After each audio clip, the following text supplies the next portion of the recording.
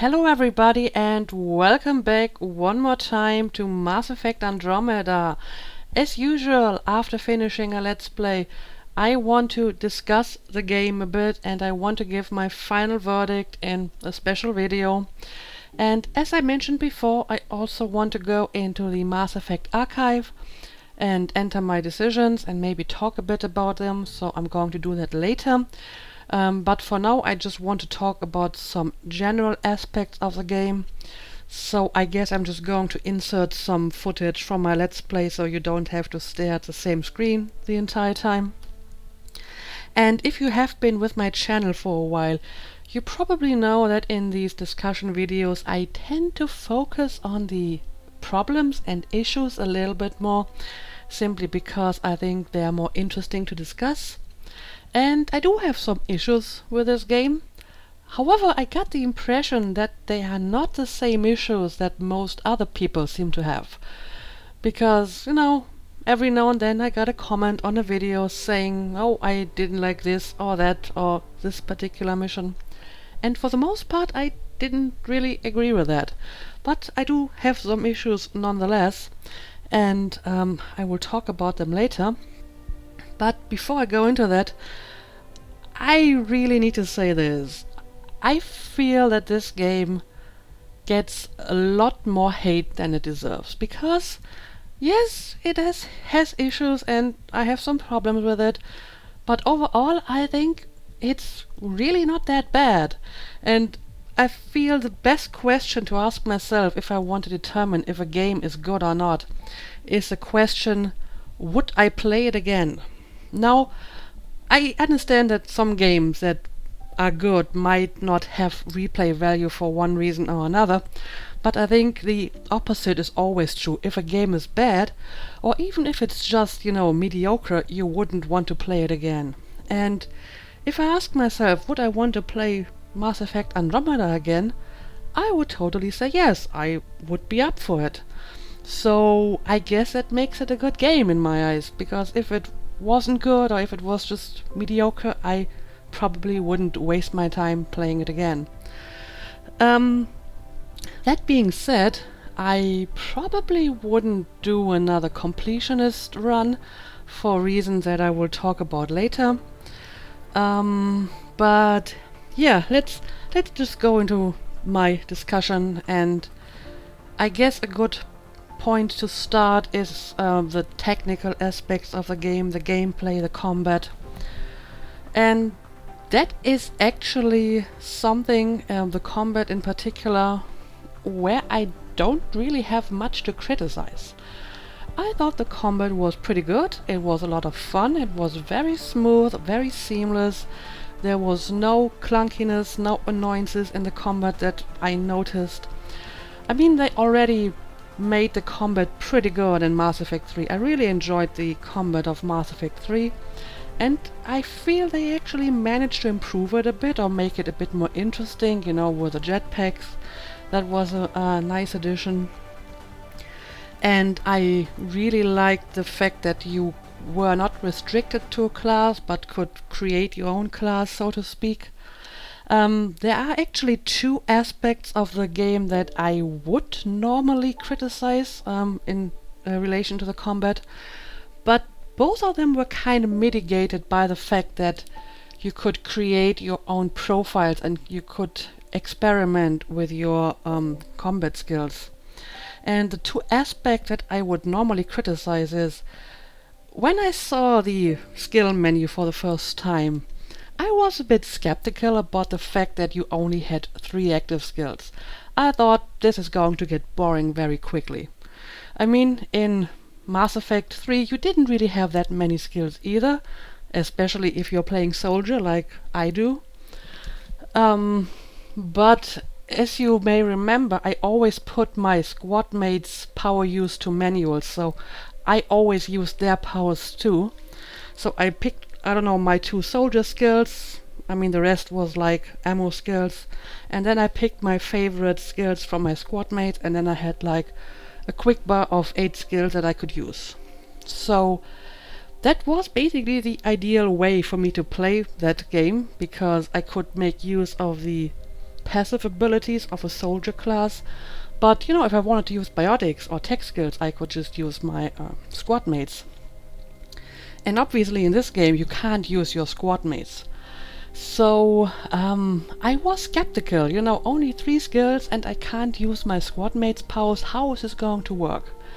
But obviously you can create those profiles and you can switch in between profiles, and this makes up for the fact that you only have like 3 skills and no possibility to use your squad mate skills. And I have been using my initial profile, which was a soldier with some tech skills, most of the time. And I could have used it basically the entire time because it was a very efficient profile. But, just to give me some diversity, I could just switch to a different profile, and I thought that was actually a pretty good idea. Especially for someone like me who is a bit of a one-trick pony and I always like to play, soldier or warrior or whatever. So I could kind of start with a warrior class and then I could take some other skills and combine them. So this was actually an ideal playstyle for me. The other aspect that I think could have been better was the enemies. It felt that many of them were not very diverse, especially the stronger enemies, the boss level enemies. I mean, the normal enemies, okay, you had like some enemies that would charge you, and you had some enemies that would cloak, and I don't know, do other stuff. But the boss enemies, they basically were all the same. I mean, the cat missions, they always ended with a fight against an ascendant, which always worked the same way. And if you fought Remnant, I guess you had like a destroyer at the end. And that was pretty much it. And you had the architects, and the architects were all exactly the same too. They had all the same strategy and all the same weak points, which from a story point makes kind of sense, because I mean they were just machines probably built according to the same specs, so obviously they would be all the same. But for the sake of gameplay, I think they should have been a bit different. I mean, they were kind of like Mass Effect's dragons, right? And if you think back of Inquisition, Dragon Age Inquisition, you had like 10 dragons. But they all were a little bit different. They had different weaknesses and different elements, and some of them would just, stay on the ground, and some would fly around every now and then, and some would flap their wings, and others would try to electrocute you with those rings on the ground. So there was a lot more variety with the dragons in Inquisition, whereas the architects, they were all the same. The only thing that was different was the battle on Void, because you had a cold hazard, which may or may not have been a bug, because I already activated the vault, but it didn't change the temperature.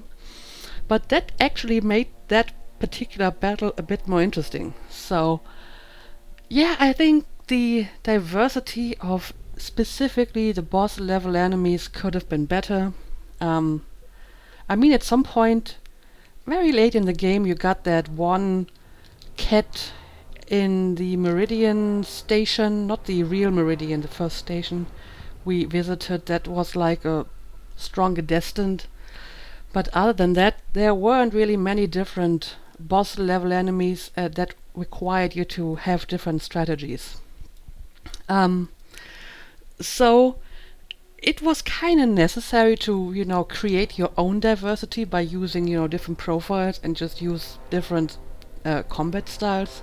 Because, like I said, I could have played the entire game with my soldier tech profile.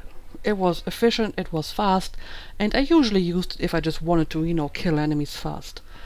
I mean, the infiltrator profile certainly had its tactical uses, but the Vanguard, which wasn't the real Vanguard, it only had charge, but the Vanguardish profile, that really had no tactical advantage over my soldier profile. I really only used it for fun and, to have some variety. And that kind of made up for the fact that the boss battles could have been more interesting.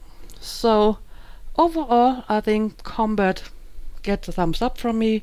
It had its weak points, but overall it was fun, and the new skill system was actually a pretty good idea, and it made the combat interesting in the long run. And I think it also adds replay value because, I can try a few more different profiles on my next run.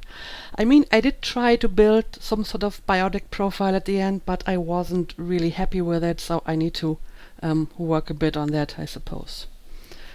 But yeah, overall, combat was fine with me. So maybe now for the other technical aspects of the gameplay. Now that was a bit of a mixed bag. There were some pretty good elements. For example, I thought that the Nomad was actually surprisingly good compared to the Mako. I mean, it kind of was a bit in between the Mako and that one floaty hovering vehicle you had in Mass Effect 2. I mean, that was very maneuverable, but it pretty much exploded whenever it got shot at a few times. So Nomad worked actually pretty well on most surfaces, so I expected worse when I got that vehicle, but I was pleasantly surprised by the way it maneuvered. Again, there are a few mostly minor problems. I wasn't a big fan of the map design or the compass, which was, the bar at the top of the screen. It didn't really help finding quest objectives, which is why I always used an additional waypoint to find my way. Or, if I had to scan for stuff in an area, I just had to walk around until I found it, with no indication or no real indication where to go. I mean, again, in Dragon Age Inquisition you also had kind of a scan system, but when you used it, it kind of showed you the direction where you had to go. So sometimes walking around looking for, I don't know, some stuff that I should scan was more tedious than it should be. Although, overall I did like the multi-tool function where you could scan all that stuff, especially the fact that you could also scan stuff that wasn't relevant to your quest, just to scan it and to find out more about it and stuff like that. I thought that was a pretty neat addition to the game, but walking around an area to find one spot, that wasn't useful at all.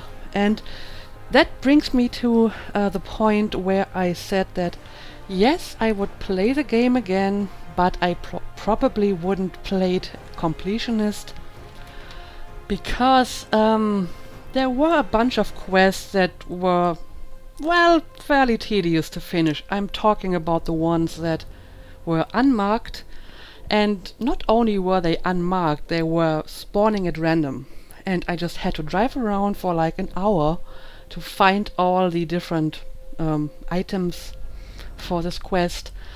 And in the end you didn't really get that great of a reward. So yeah, if I replay the game, I probably would skip those quests. The thing is, I feel it wasn't necessary to create the quest in that way. I mean, some of them actually had a somewhat interesting story behind them, but making them so convoluted and so tedious to finish and then not even give you like a super interesting reward for it, don't do that. Don't do that to your players. It's okay to include like maybe 1 or 2 or 3 unmarked quests or whatever, like the one with the bodies or stuff like that. And if you don't want to go look for them, then you go to Google and look it up. I mean, I did that in Inquisition.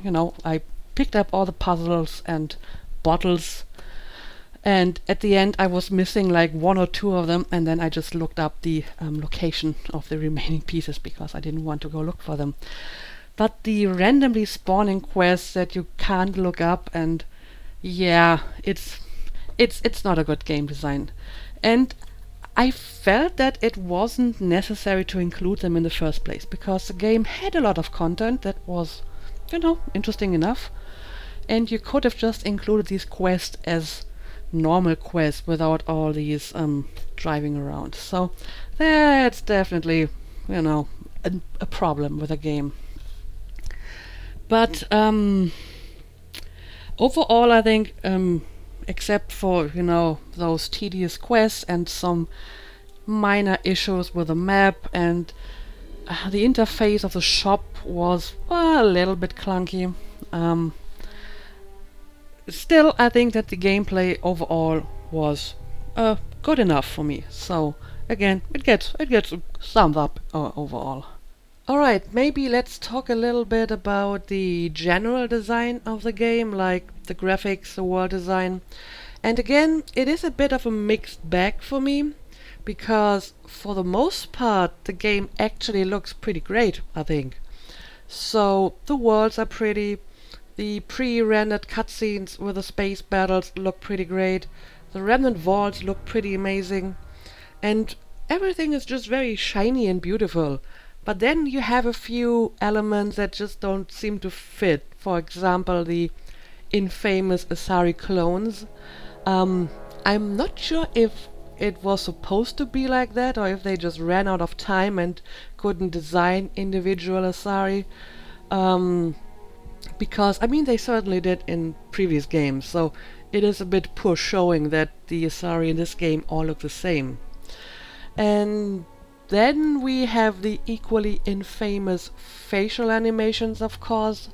And in its current post-patch state, the animations look, well, okay-ish. Ryder's animation vary between awkward and pretty decent.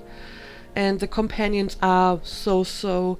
And the NPCs, well, most of them barely get any animation at all. So it is tolerable. And you actually kind of get used to it after a while, but I think we can all agree that this is not the standard of a AAA title. But, more importantly, I think it is a very strong indication that someone at BioWare or EA or whatever didn't really care about the game, because the animations, they were a lot worse on release. I looked up a few clips and I agree they were a lot worse. So they released the game in this technically unfinished state, and they had to know that this would not go down well, especially with a flaw that is so visible and so obvious.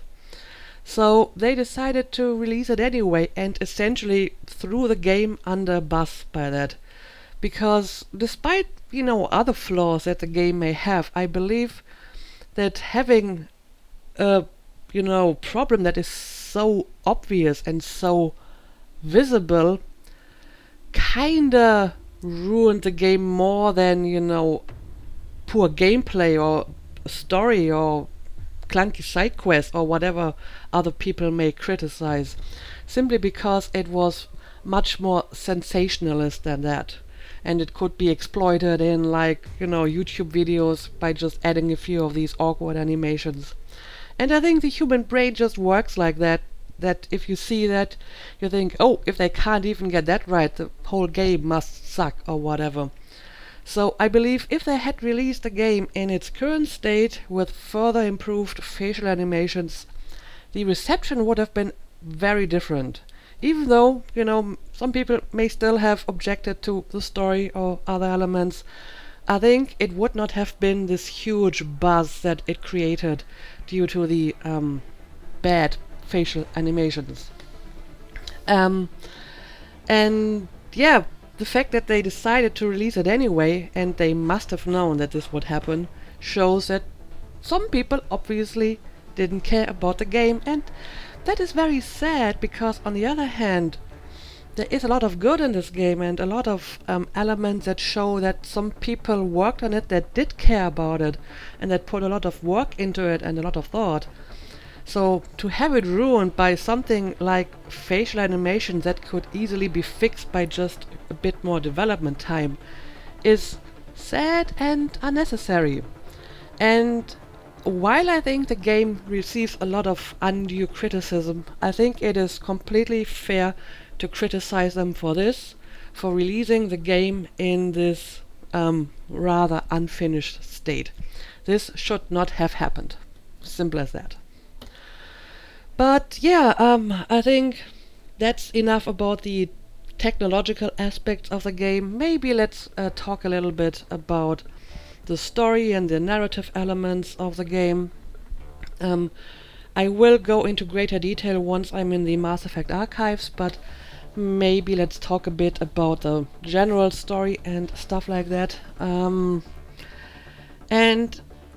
one thing that is very obvious in regards to the story is how many elements they, let's say, borrowed from the original trilogy. There are a lot of familiar elements in the story. So you have the Remnant, which are basically like Protheans, and you have the cat assimilating other species, which is similar to the Reapers assimilating other species. Of course, it's not a new concept. It has been done before Mass Effect, so it is not an original concept to begin with. It is still a curious decision to pick up this topic again in the sequel, which you set in a different galaxy to sort of get away from the original story. So why would you bring this up again? It's an interesting question, definitely. And obviously you have other familiar elements, like, the Nexus is a citadel, and Kadara is like Omega, and New Tuchanka is like literally Tuchanka. And I mean, a lot of these familiar elements can be explained by the story and the premise of the story. So if you bring in thousands of people from the Milky Way, of course they are going to behave like they did back home in the Milky Way. And of course they're going to, create similar patterns. So colonists creating a nexus to function as a citadel makes perfect sense. And it makes sense that the more lawless elements of this colonization effort would build a place that is similar to Omega. And, it makes sense within the framework of the story. Of course, again, you may want to ask the question, did we have to build the story like this? For example, they could have tried a completely different approach, maybe one that is more like Star Trek Voyager, if you're familiar with that series. If you're not, it's basically about a ship, well, two ships actually, that are getting thrown not to a different galaxy but to the other side of our galaxy, and then they have to go home, which takes like 80 years. So for the series, the writers could not rely as much on established Star Trek lore, because it was like light years away, and they had to come up with a lot of new stuff instead. And conceivably they could have tried a similar approach here too, like just one ship, maybe with several different Milky Way species on board, and somehow they end up in Andromeda, maybe by accident, I don't know, fell into a wormhole or whatever. And then they have to make do with their new surroundings. And of course, this might have created a different problem, namely that people would have complained that it doesn't feel like a Mass Effect game. So if people go and play a Mass Effect game, they probably expect to see Turians and Asari and Krogans, and not just one of each, but a lot of them. So it seems to me that the writers were trying to recreate the Milky Way in Andromeda by bringing over not like a few Milky Way people, but thousands of them, and their technology, and their culture, and their problems. And then, you have this sort of mini Milky Way in Andromeda, and you have a lot of familiar patterns and a lot of the old problems, that you already had in the Milky Way. And I think that this has been an intentional decision by the writers to make the game more familiar. On the other hand, of course, it kind of took away a bit from this feeling of pioneer spirit, because, well, in many places, where you went, you just ran into other Milky Way people that have been there before you. Not everywhere, but some places. So, I don't know, I think it may not have been a bad idea to make a cut and say, no, we're going to create something entirely new. We're just going to bring in one ship and maybe like one Turian, one Asari, one Krogan, but everything else is going to be brand new.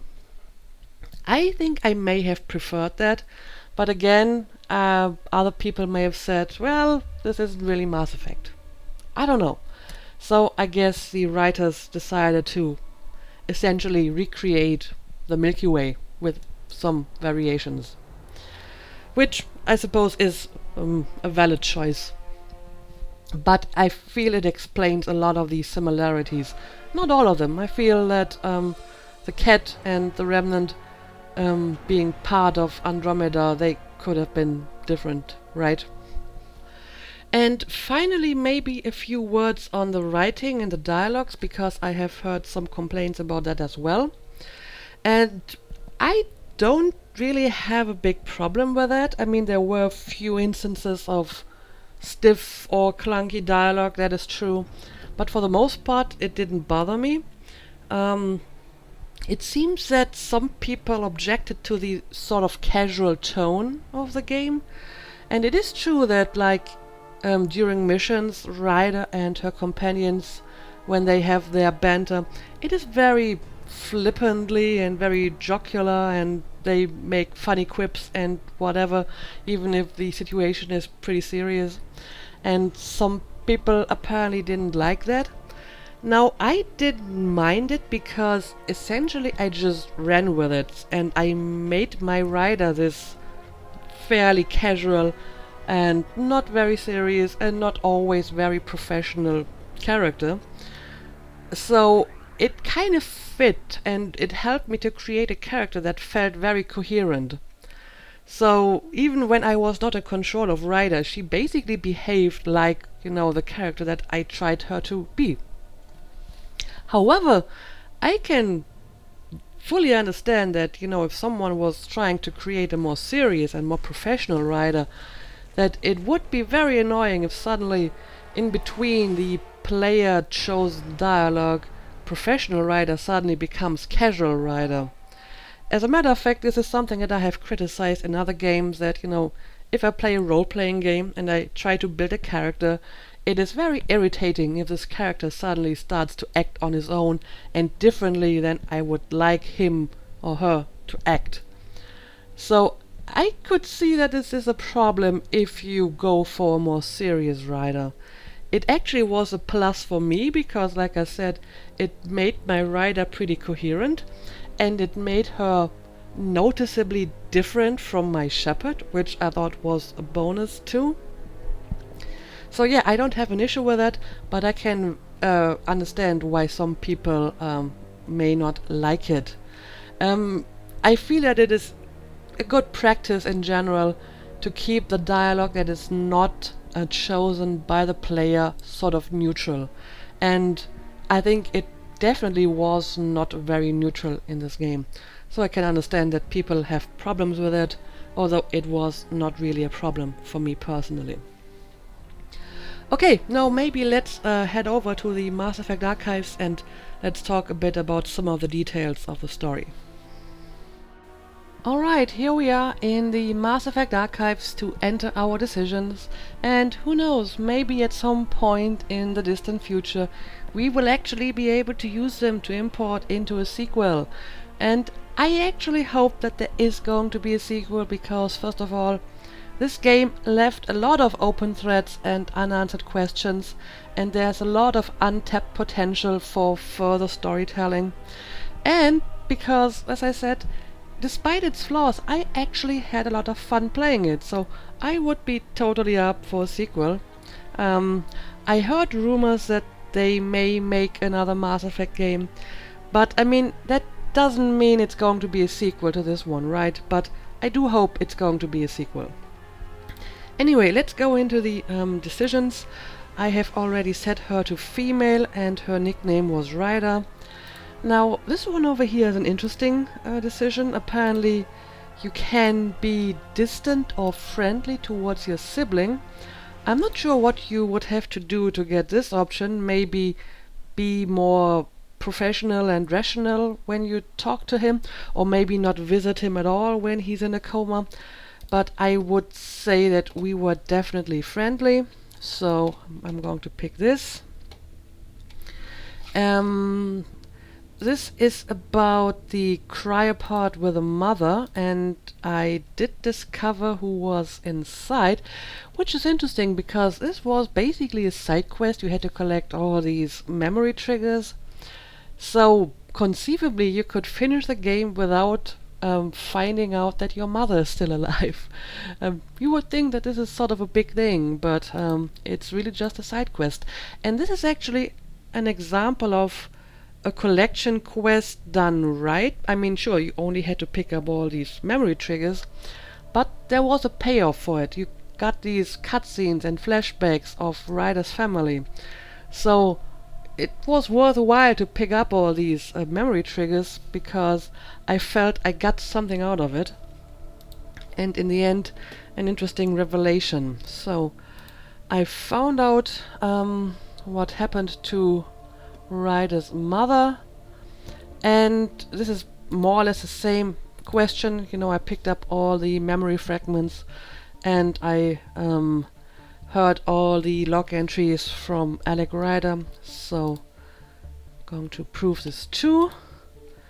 Now let's go into the squad tab. This is about the romance, right? Yes, it totally is, and has a lot to choose from, but I chose Reyes. As you know, I usually choose my romance option to fit my character's character, I suppose. And I guess that he was just the best match. I think Peebee would have been a good match for her as well, just, you know, by her character. And personally, I also had an interest in the Vetra romance, although it probably might be better to do this with a different writer, maybe a more serious writer. I don't know, this might fit better. And I do realize that, you know, by choosing Reyes romance, that I probably got less romance content than, you know, choosing one of your crewmates. But I mean, it isn't always about, you know, the quantity. And overall, I did enjoy the romance, so I don't really have much to complain about here.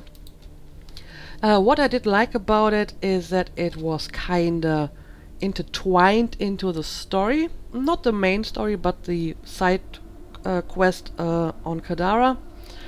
And personally, I'm not really one for the overly dramatic romances like Anders or Solus, but I can see the appeal of them because they are very strongly woven into the main story of the game, and I think this adds to a romance. So I do like a bit of drama, but it doesn't have to be that much, as in case of other previous romances. So I was pretty happy with the one that I chose.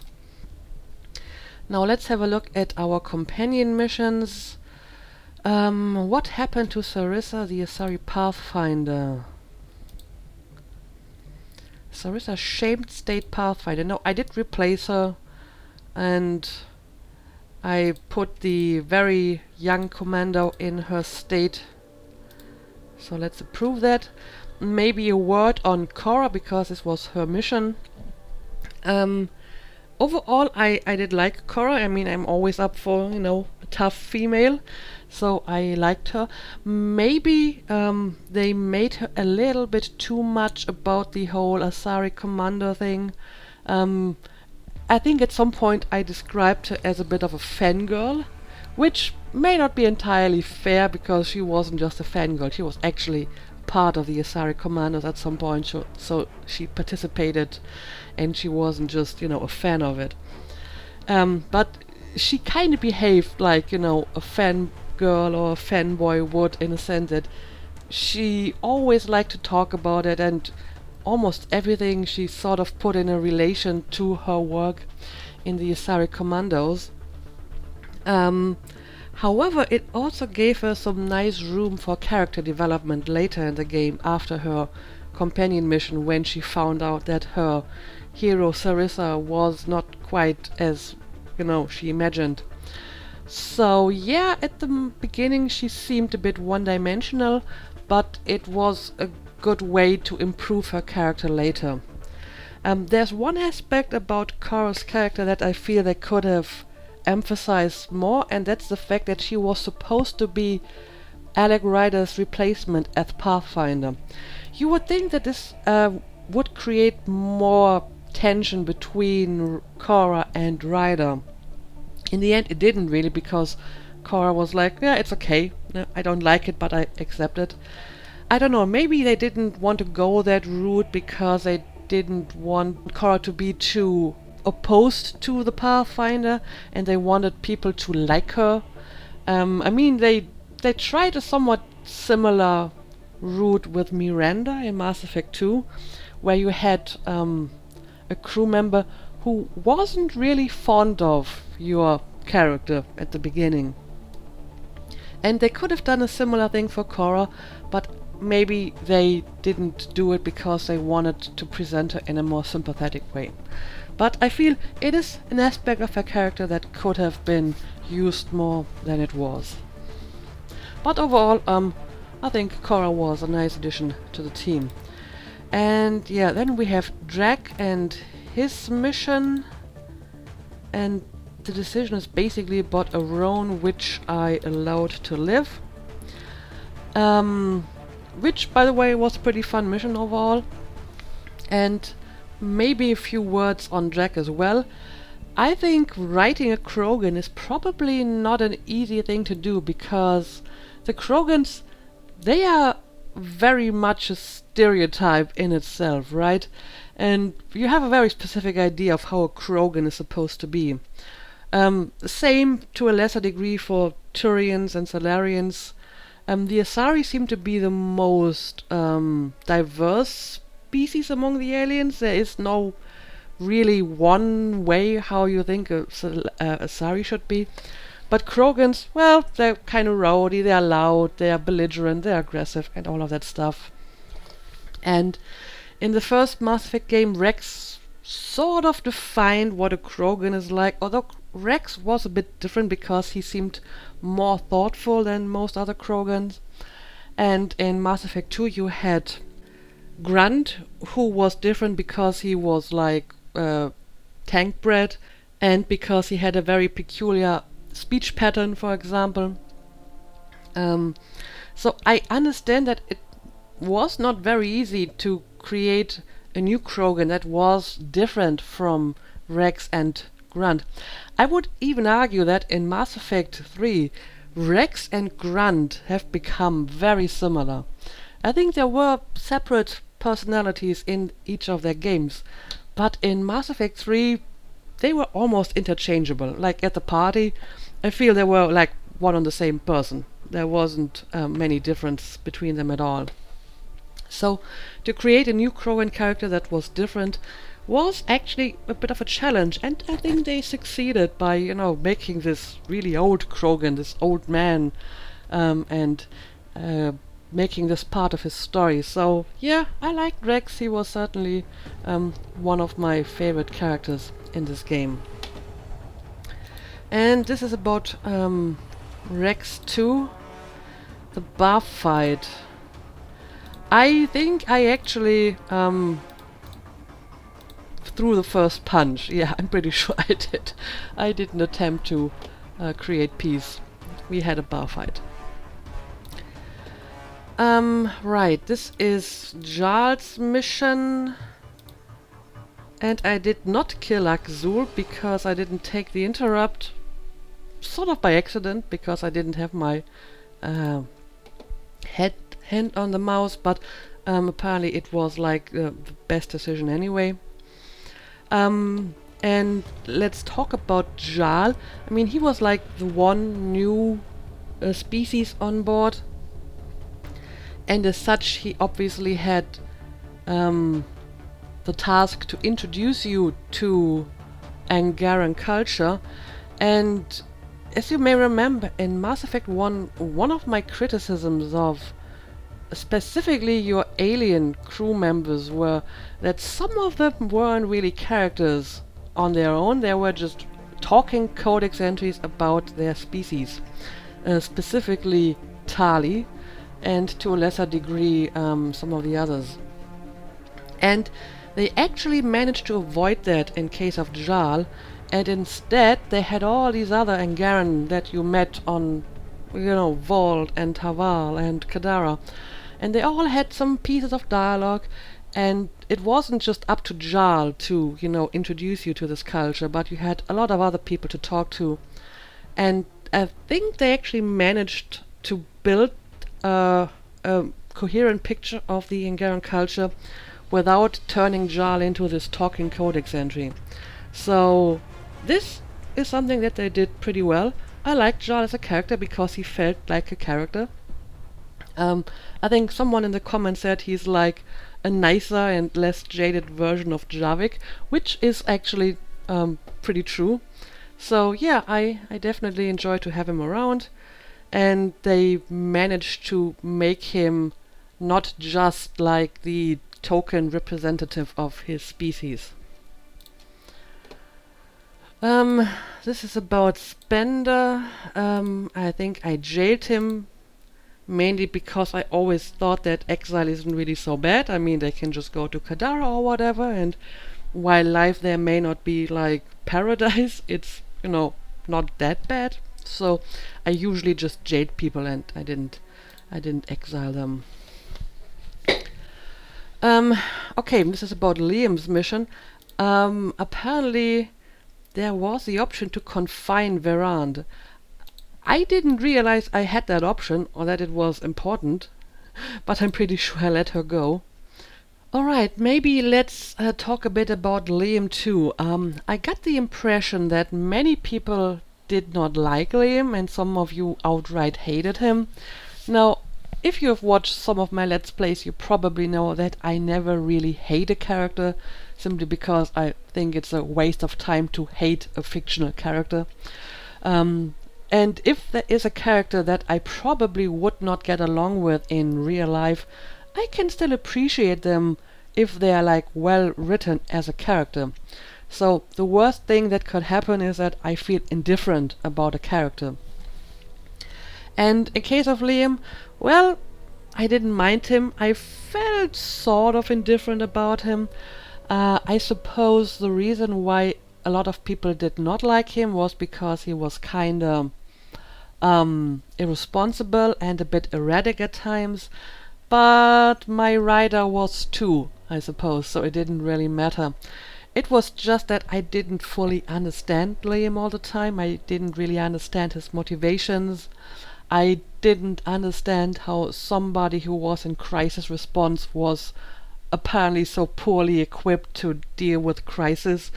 I don't mind the fact that he was like a flawed character, because I think it is important that, characters have certain flaws. I just think they didn't fully explain it as good as it could have been. So yeah, I didn't mind him and his antics, because they kind of fit with Ryder's behavior. But I think he could have been written a bit better. Let's just leave it at that. And his personal mission actually was pretty fun, so there's that. And yeah, let's talk about PB. This is about her loyalty mission, and we saved Kalinda. Again, PB seems to be a fairly controversial character. Um, I read like one or two people comparing her to Sarah of Dragon Age Inquisition, and I have to say, I don't agree with that assessment at all.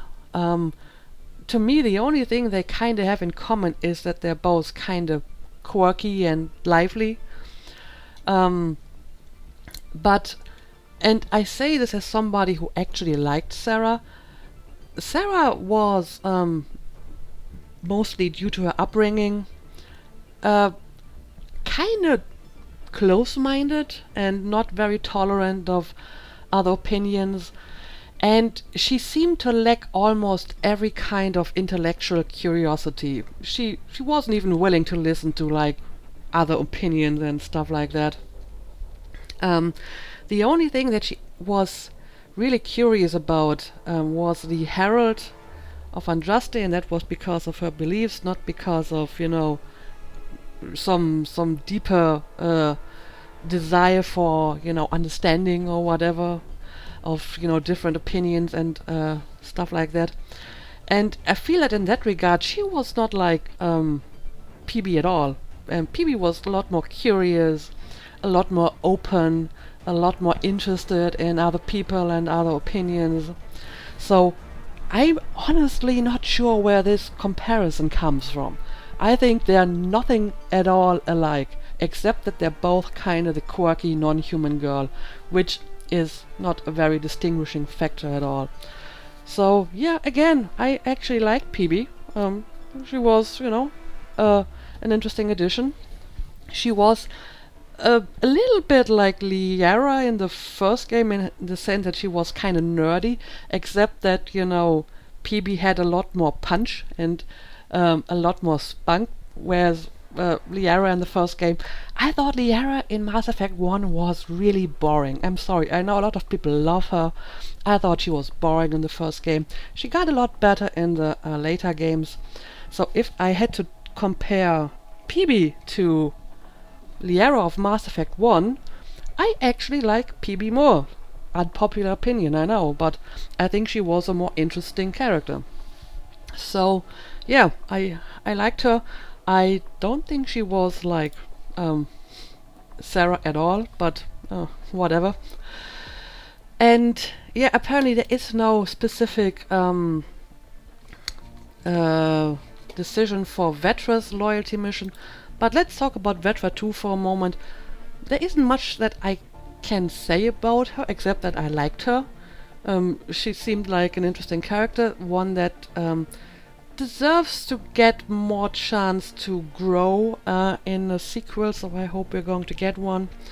And I just generally liked her in combination with other crewmates. I think she made for a nice companion to have along most of the time.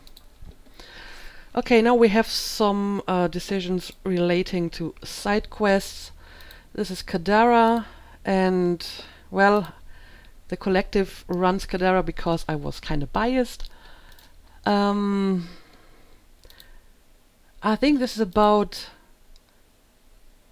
the spy, right? And I did not take the deal, but I took the option that Ray is offered, so I refused the deal. And this is the Solarian collaborator, and I arrested him. And this is about the formula which I returned to Dr. Nakamoto. In general, I have to say Kadara was probably my favorite planet. It just seemed to have the most interesting story. It seemed to involve a little bit more than just, you know, setting up a vault and then, you know, finish a bunch of side quests, but it had like a real narrative.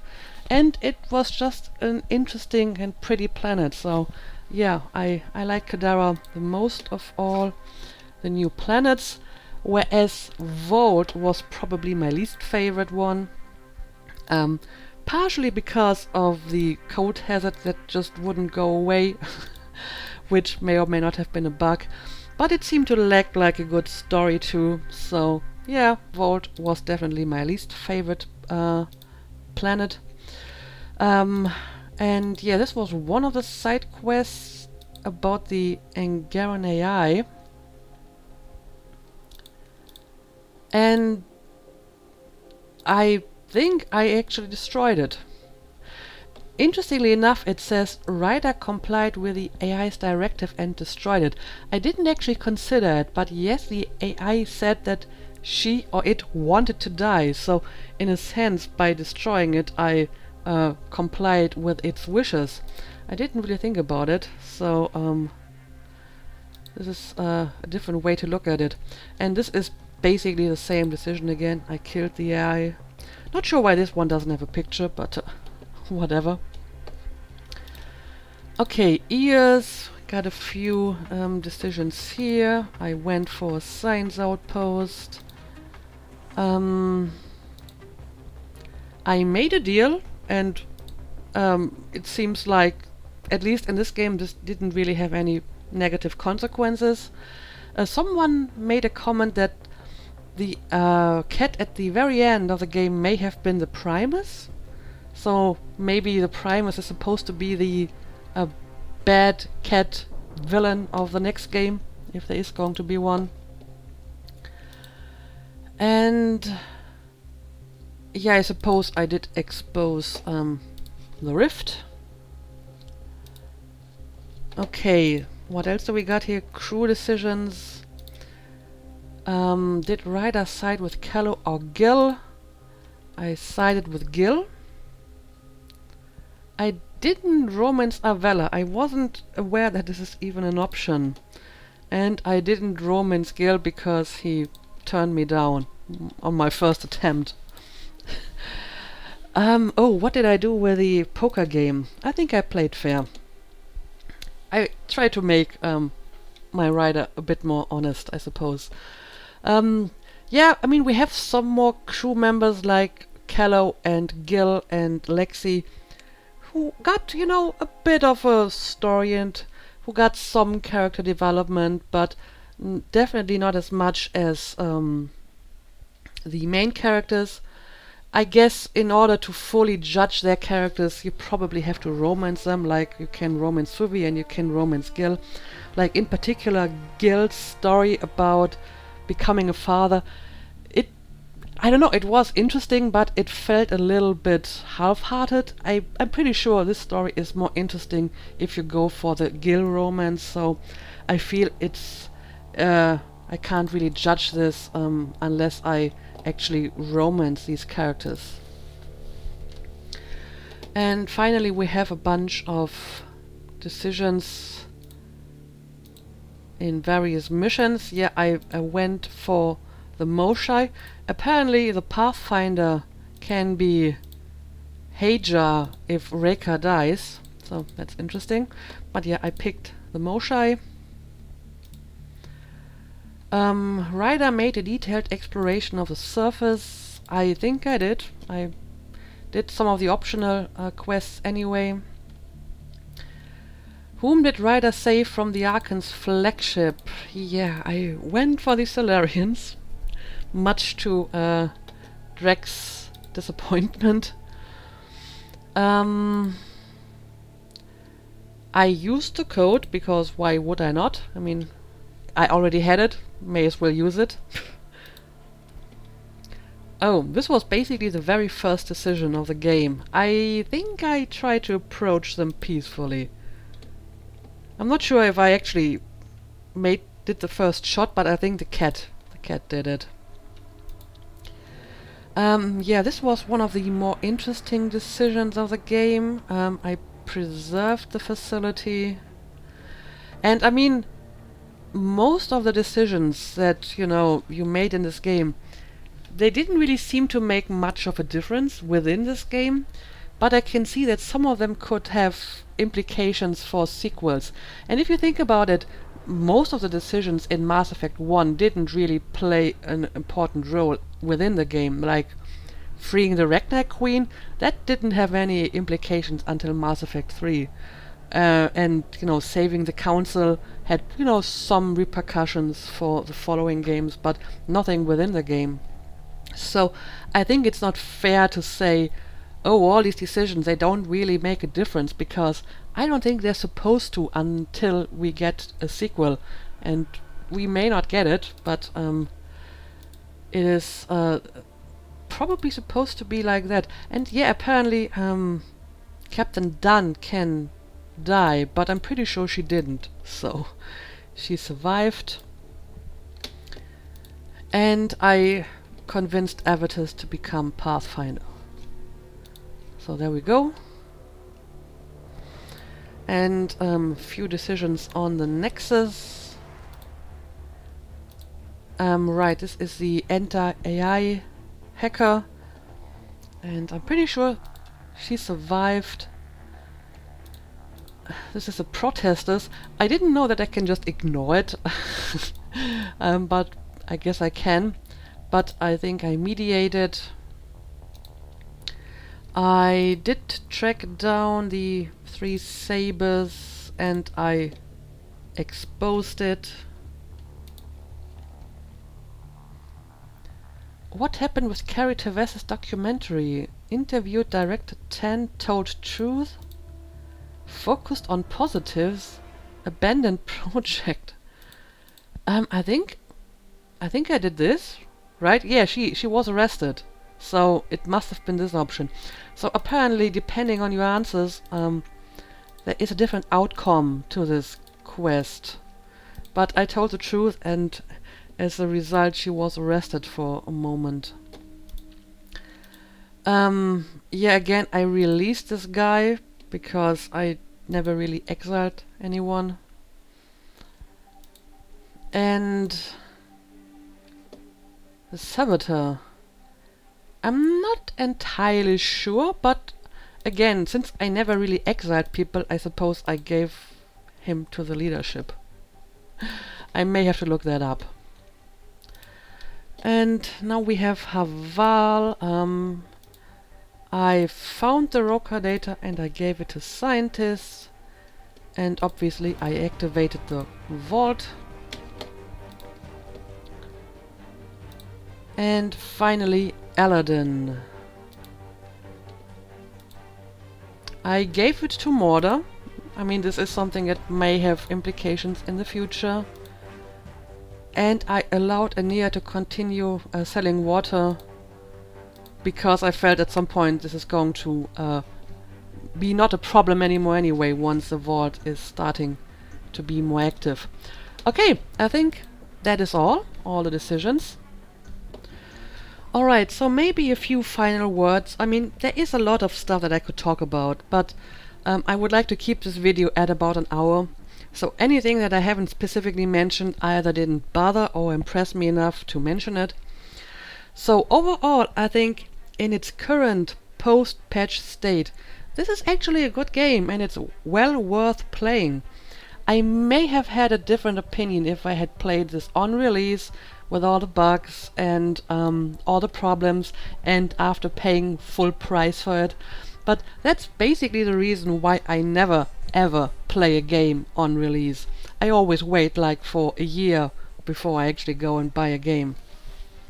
And in its current state, this game definitely gets more hate than it deserves because you can have a good time playing it. The gameplay is fun, it has interesting characters, it has a lot of unanswered questions, so I hope there's going to be a sequel, but next time done right, you know, remove the problems and show that you care. Put the proper care into the game, give it the care it deserves and release the full potential of the story, because I think the game has more potential than was used in this game and it can make for a great sequel. And I think it's not entirely fair to compare this game to the trilogy, because the trilogy was, well, a trilogy of 3 games with a growing story and growing characters, and I think this game definitely deserves the same chance to grow into that sort of story, and the characters deserve a chance to grow even more. So yeah, let's hope for the best. Let's hope that they're going to pick up the story again, and maybe in many years in the future we will get a sequel. But yeah, this is basically all that I want to say about it for now. As I mentioned, on the weekend we're going to start our next Let's Plays, Deus Ex and Hellblade. If you're not familiar with my schedule for the next few months, I suggest you go and watch my update video, because I'm going to explain what games I'm going to play and how this is going to work out. So yeah, I guess we're done here. I hope you had fun. I hope you come back for my next Let's Plays. So as usual, thank you for watching and see you again next time.